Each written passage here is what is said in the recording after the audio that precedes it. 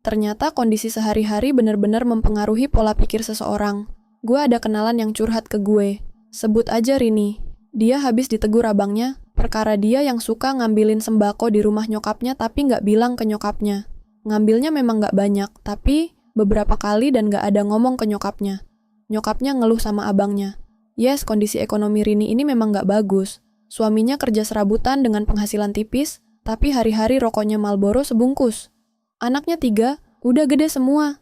2 sekolah tingkat SMA dan 1 SD kelas 6. Rini juga nggak kerja, dan lakinya bukan laki yang berusaha banget buat nyukupin kebutuhan mereka. Jadi kalau misalnya kerjaannya sepi, ya udah, nggak ada usaha gimana caranya bisa dapetin uang buat makan anak-anaknya.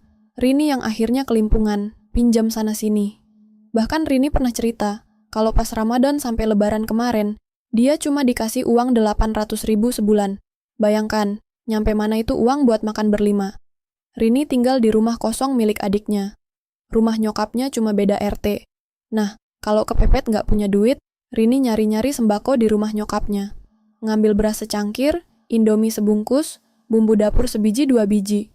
Pas gue tanya kenapa nggak ngomong sama nyokapnya, katanya nyokapnya rada julid kalau Rini minta sembako.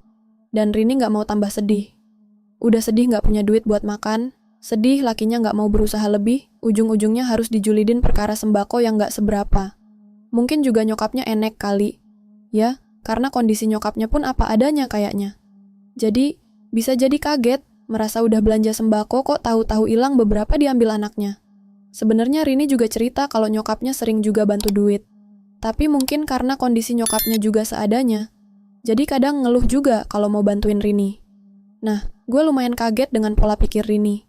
Gue sebagai orang luar kan mikirnya, ngambil sembako punya orang lain, biarpun itu emak sendiri, jatuhnya tetap nyolong. Ya, tapi ternyata Rini punya pemikiran lain. Dia mikir, toh yang dia ambil punya emaknya sendiri, bukan punya orang lain. Dia selalu ngerasa seharusnya dengan kondisi ekonomi yang kayak gitu, orang-orang atau saudara di sekitarnya bantuin dia. Bukan malah julid atau ngomel-ngomel. Tapi, masalahnya adalah, Rini ini usianya belum 45 tahun, anak-anak udah gede-gede, tapi kayak nggak ada inisiatif apa gitu buat cari tambahan nafkah. Jadi, kalau ada kebutuhan kepepet, misalnya ya anaknya butuh motor, ya dia akhirnya cari utangan ke orang lain, dan kadang nyicilnya pun seret juga. Gue udah beberapa kali nasehatin dia. Kebutuhan hidup makin banyak, nggak bisa dia terus-terusan berharap bantuan orang lain, gedein utangnya kalau butuh duit. Gue bilang, yang harus digedein itu penghasilannya, bukan utangnya. Gue tahu kondisi ekonomi sedang nggak baik-baik aja, tapi gue juga tahu Rini belum berusaha maksimal untuk nambah penghasilan.